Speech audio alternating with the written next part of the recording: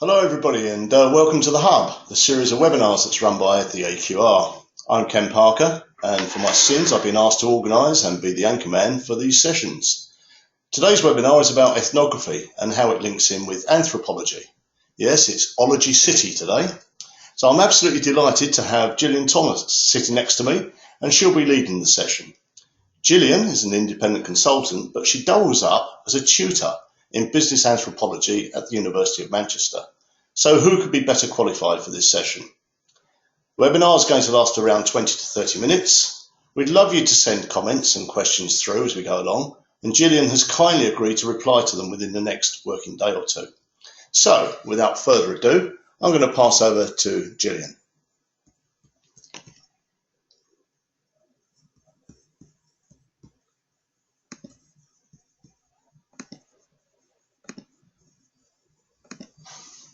Great. Well, thank you ever so much, Ken, for that lovely introduction, and thanks also to the AQR team for inviting me to give this webinar today. I've really enjoyed the other webinars in the series, so it's a privilege to be here, and welcome to everyone that's attending as well.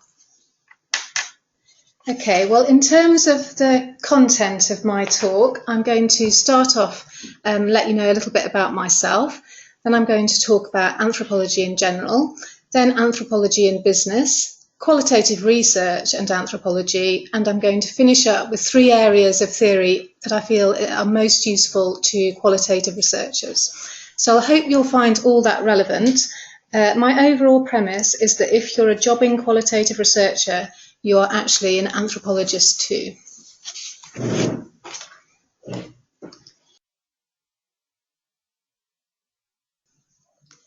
Okay, well, to begin with a bit about myself, this isn't actually me, this is Lucy. I'll explain what she's doing there in a minute. I primarily identify as a qualitative researcher rather than an anthropologist, though I think I can claim to be both. I had a great training in qual thanks to the AQR, and I've had a fairly conventional qualitative background working in various London agencies and more recently as an independent consultant in Manchester. My link with anthropology is that I have an undergraduate degree in it, and more recently I did a master's in anthropological research at Manchester University. And I'm now involved in teaching on a business anthropology course, again at Manchester, for undergraduates. And that's quite a new course. It's very popular, so quite exciting. Now, apologies to those that already know, but I've met enough blank looks in my time to know that anthropology often requires a bit of an explanation. Okay, so anthropology basically means the study of humanity, which doesn't narrow it down all that much. But there are 2 main branches, social and biological anthropology, or I believe in the States it's physical and cultural anthropology. So biological anthropology is basically Lucy here, who you see on the slide. But actually many anthropology departments, Manchester included, they only teach social anthropology. So for the purposes of this talk, when I say anthropology, I'm talking about social anthropology. But just for context, I wanted to have biological anthropology up there.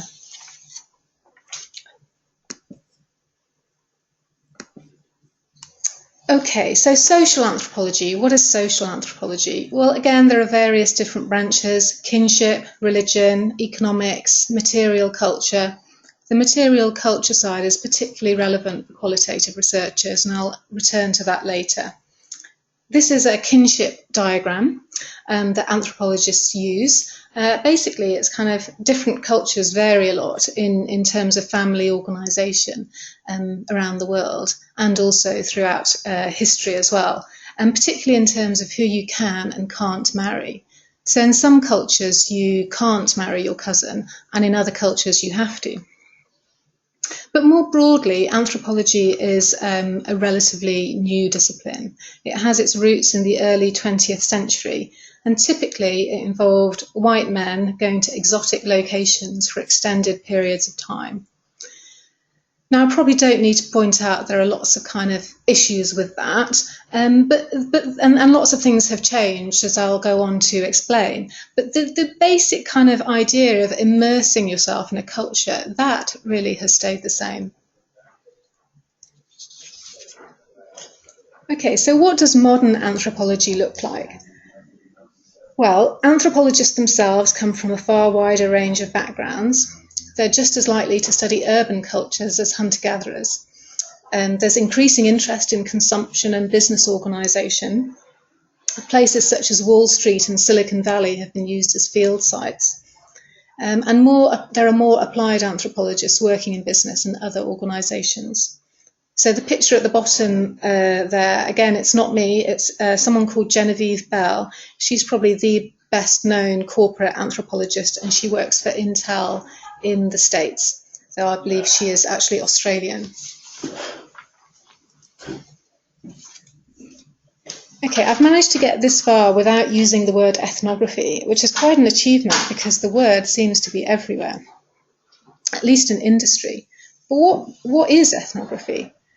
Well, originally it was really used to mean the text that anthropologists wrote from their field notes when they came back from their field sites. So it really was a book. And it still can mean that, but more often it's used to refer to the research method that anthropologists use. And anthropologists, they aim to immerse themselves in a culture in such an emotionally open way and for such a long duration of time that they assimilate the social norms of that group. And that's the ethnographic method. And now ethnography has really taken off in industry. There are mobile apps designed for ethnography. Some people refer to ethnos to describe a unit of research that's ethnographic in origin. Now, I'm not a purist with these things, but that does pain me a little bit to hear the kind of word used in that way, because it's almost as if ethnography has eclipsed the parent discipline. It's become rather detached from the theory. It's been a bit over-promoted. So how did ethnography get bigger than anthropology, or at least in business? To explain that, I'm going to describe two parallel developments. One is in design and technology, and the other is in qualitative research. Taking the first, in the 1980s, a research group at Xerox started to investigate what they called human-computer interaction. And these projects drew heavily on ethnography. And it involved, as far as I can tell, hanging out with photocopier technicians and lurking by photocopiers. And apparently the big green button, the single big green button that we see on photocopiers today, originates from that research. And photocopiers at that time were the height of kind of technology, and it had a big impact in the world of design and testing prototypes and that sort of thing. And as technology got more sophisticated, ethnography became more popular, and companies such as Intel, Nokia, and Microsoft began to hire corporate anthropologists.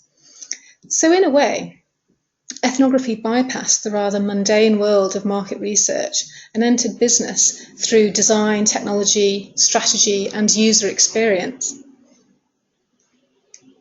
So, on to the second development in qualitative research, and here I'm really referring to the UK, which is where I'm more familiar.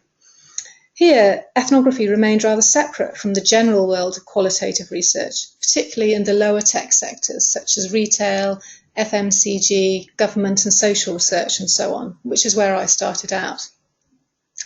But in 1998, anthropology was not considered relevant for a career in market research.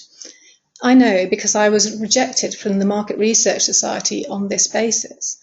I remember my boss at the time calling up the MRS to ask why, if she had two graduate trainees, one had been accepted into the MRS and the other hadn't, even though there was nothing to choose between us in terms of our experience and so on. And the MRS said, well, it's because my colleague had a degree in economics and I had a degree in anthropology, which didn't kind of qualify me to get on their list. The AQR accepted me into their fold, for which I'm grateful. But ethnography, times have moved on a great deal because ethnography is now highly fashionable in the market research world. But in a way, I think it's something that market research has caught up with rather late. It's a relatively new interest.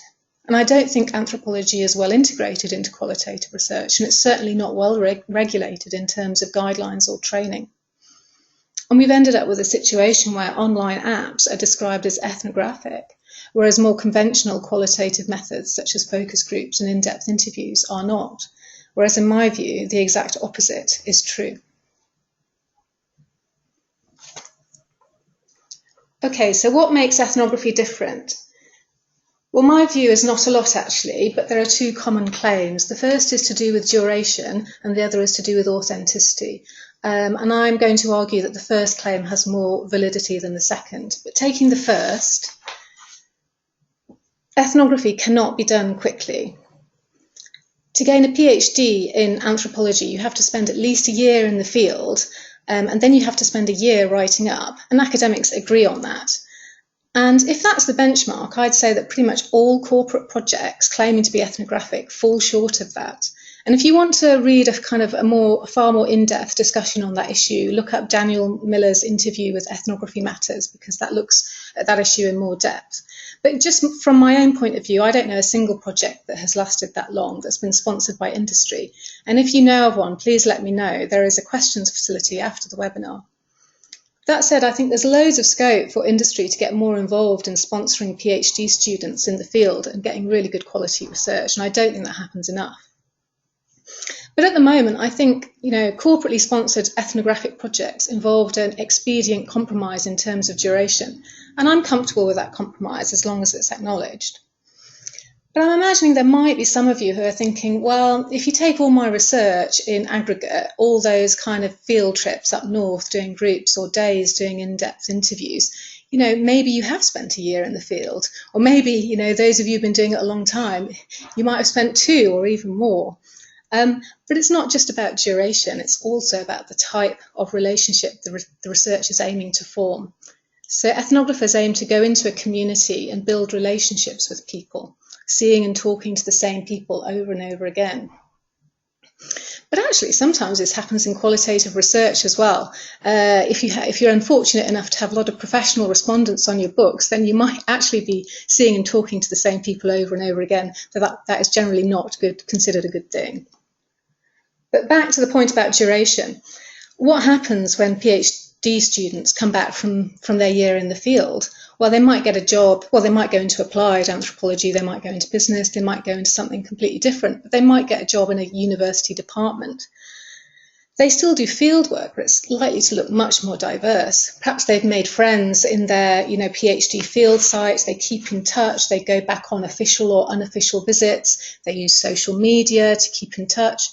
They may receive funding to conduct shorter field visits in a wider variety of locations. They might conduct research in their own countries in the form of home visits and interviews, and dare I say, focus groups. So the lines between what can count as truly ethnographic are beginning to look rather blurred, but I do think the idea of it being an extended duration is a key defining feature. And I think industry has been really good at innovating in this area. We've had lots of different kinds of methodologies that have been devised. I've got a few examples here. We've got something that's sometimes referred to as deep hanging out, which is non-structured observation and interaction. Extended interviews, which incorporate everyday activities such as walking, shopping, cooking, maybe eating a meal, going to a party. Repeat visits over a period of time, perhaps in conjunction with giving people mobile apps or access to online communities to keep in touch between visits. And finally, gogglebox type research, where home visits take place and then rolling video is set up to capture people's comments and their real lives. Now, there are lots of pros and cons to these various different methods, which I won't go into, but I do think these are I think the idea of extended duration is really key, and these innovations have been really useful. The second claim often made, or at least implied, about ethnography is that it's more authentic than traditional market research techniques. The argument here is that ethnographic techniques observe people in a real-world setting, where people are behaving in a more natural manner than they would be in a formal interview. And focus groups in particular are contrived for being kind of artificial. Now, I would like to challenge this view a little bit, partly because I do actually really like focus groups and enjoy them and don't find them artificial at all. I would probably hesitate to describe a focus group that's conducted in a viewing facility as ethnographic. But I've conducted focus groups in a wide variety of locations, as I imagine many of you have done. So supermarket training rooms, hired rooms in pubs, in people's homes, in schools. More often than not, it feels very ordinary. The overall vibe is not so much madmen as dinner ladies. And what I love about focus groups in particular is the way that often there is a joker in the pack. And as every anthropologist knows, there's nothing more culturally revealing than a joke. And that's partly why I had a joke on the slide there as well. And that capacity for sort of banter in a focus group is one of the reasons I like them and find them authentic.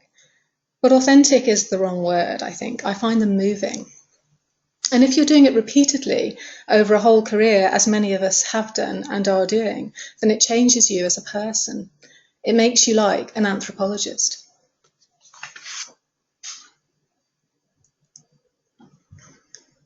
So what makes for a good ethnography? Well, it's about being there. Anthropology is about being there, and that's why that's the title of this talk. I should confess I've actually borrowed the title from a book. I'm not sure I would recommend the book in particular because I didn't love it, but I do really like the title and the cover. It's Being There, the Fieldwork Encounter and the Making of Truth. And what I think that says is I don't think there's anything inherently more authentic or truthful about one research method over another. And how do you define authenticity and naturalness anyway? I'm a big fan of the ethnographic method, but I don't think they're universally done well.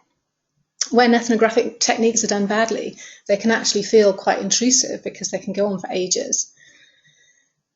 And so it's hard to define what makes for a good ethnography, but ultimately what makes the difference, I think, is the purpose of the research and the quality of the encounter. And in industry, the purpose of the research can often feel quite prosaic. So it's selling more toilet paper or yogurt or whatever it is. But in a way, I think its ordinariness is part of its strength. But in terms of creating quality encounters, I think that qualitative researchers excel at that. And I don't mean quality in the sense they're always friendly and cheery experiences. If you see the guy on the book there, he doesn't look particularly kind of friendly. What I mean by quality is that in the sense that they're engaging and interesting and revealing, and because of the emotional impact on the researcher or the ethnographer.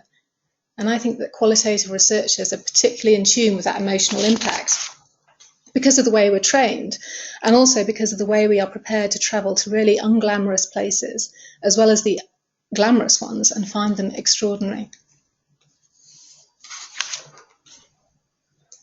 Okay, well, I'm going to finish up with 3 areas of theory that I think are particularly relevant for qualitative researchers. First is material culture, the second is race and ethnicity, and the third is participant observation. Now, there are lots of other areas of theory as well. I've just picked these out as kind of being my own, perhaps personal favourites, and also where the things that I think would be most relevant for qualitative researchers. Because hopefully, having convinced you that you're an anthropologist too, I feel that you do, to be really an anthropologist, you do need some theory as well. I'll start with material culture. Having said that I'm a fan of the focus group method, I'm also a big fan of home interviews. I just love to see people's stuff. You're less likely to get that kind of humour that you get in a kind of group situation, but you just get to see everybody's things, which gives you, I think, a wonderfully in-depth picture of people's lives. Now, anthropology has a really long history in terms of understanding culture through the medium of stuff. A key idea is that a child learns about its own culture through objects, and objects are not superficial, they're actually how we're socialised into a culture. They are things that we think with. Now, the subdiscipline in anthropology, as I alluded to earlier, is material culture, and it was associated with museums at one time, people bringing things back from faraway places.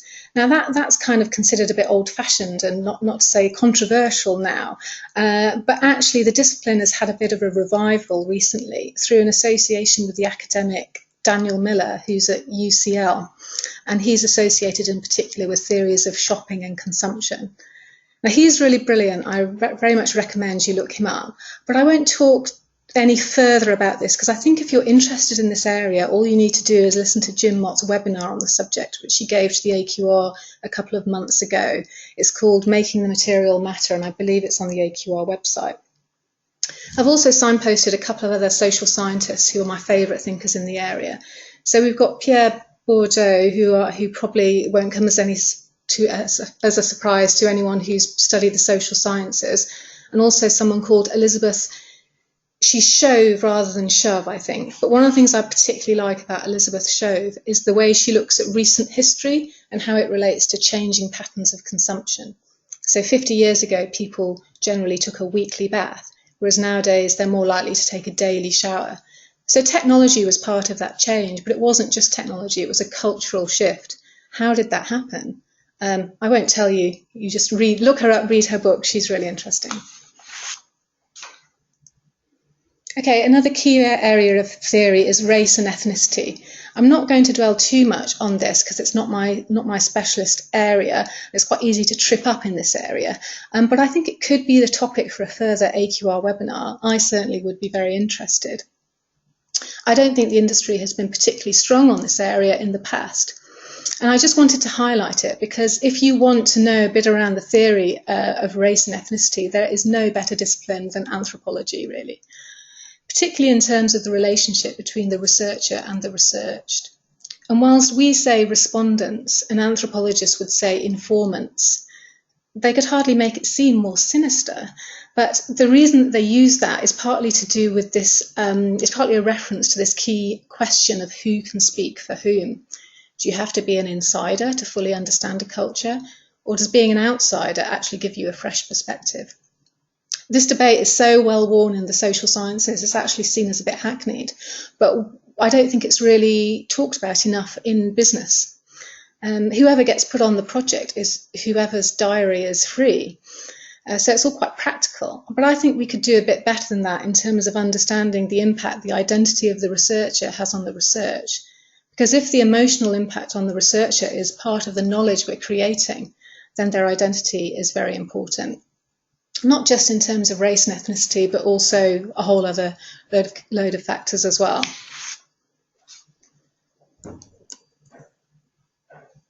Okay, finally, my final kind of area of theory is participant observation. Now, those of you who are more familiar with the field will be amazed that it's taken me this long to use this phrase. It's participant observation is kind of so fundamental to anthropology. It's the kind of thing that gets mentioned in the first lecture on an undergraduate degree course. The idea is, as the name suggests, is that in order to fully understand a group of people, you have to do what they do. So you have to participate, which might be shopping or eating a meal, going to a party. And although ethnography has really taken off in business, participant observation hasn't. It's hardly referred to. It's rarely written into proposals. And I think the idea of a researcher getting too involved can be seen as a bit of a negative thing. But I think it's time to drop the idea of an impartial researcher. The value we're creating is personal. I'm going to finish up by giving two examples of where researchers have participated in a group's activities to fully understand that group. The first one is some research that was done with Harley-Davidson riders. These ethnographers didn't just interview Harley riders, they became Harley riders. Now, I'm not a Harley rider, but apparently Harleys are different to other motorbikes. They sound different, you have to sit on them in a different way, and the Harley experience is so embodied, it's so noisy, so fast. To understand it, you've really got to do it. And these researchers did it, and they did it for long periods of time, and they famously wrote about it, and if you look up the names on the slide there, there's some really interesting material there. The second example is perhaps even more extreme.